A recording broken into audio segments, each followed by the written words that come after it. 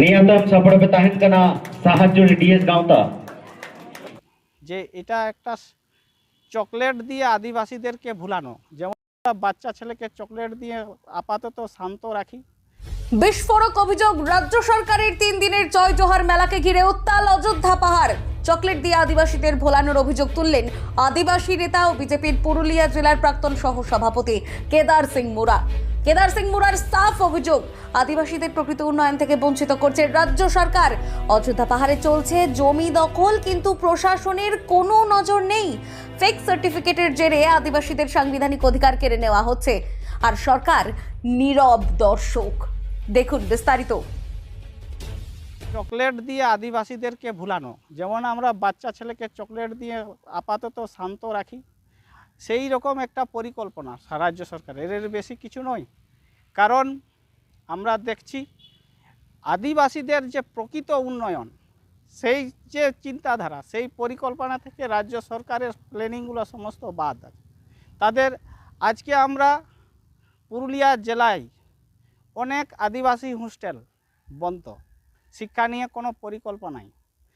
আচ্ছা, এছাড়াও আছে জল জঙ্গল জমি, বিভিন্ন জায়গায় আদিবাসীদের জায়গা, অযোধ্যা পাহাড়েও এরকম আদিবাসীদের অনেক জায়গা বেদখল হচ্ছে। এই ব্যাপারে কোনো আদিবাসীদের এই রাজ্য সরকারের প্রশাসনের বা রাজ্য সরকারের কোনো ভ্রুক্ষেপ নাই। এছাড়াও আদিবাসীদের যে এই আপনার ফেক সার্টিফিকেট, আদিবাসীদের যেটা আসল পরিচয়, সারা পশ্চিমবঙ্গে লাখ লাখ ফেক সার্টিফিকেট, কিন্তু পশ্চিমবঙ্গ সরকার বিভিন্নভাবে অভিযোগ জানিয়েও না জানার মতন ভান করে আছে। আমরা দেখেছি যারা ফেক সার্টিফিকেট প্রদান করছে এবং ফেক সার্টিফিকেট যেগুলো ধরা হচ্ছে, এটা তো আদিবাসীরা প্রকৃতভাবে বঞ্চিত হয়ে যাচ্ছে তাদের সাংবিধানিক অধিকার থেকে।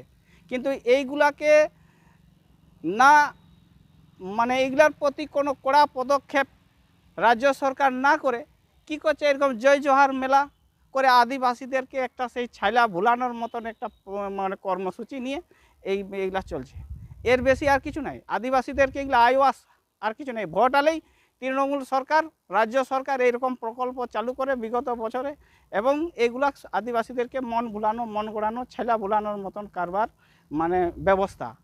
এছাড়াও আমরা দেখছি এই বছর যে জয় জোহার মেলা, তাতে বিভিন্ন আদিবাসী সংগঠনের মানুষরা আজ বঞ্চিত, তাদেরও ডাক পাচ্ছে না, তারাও ক্ষোভে ফুঁসছে।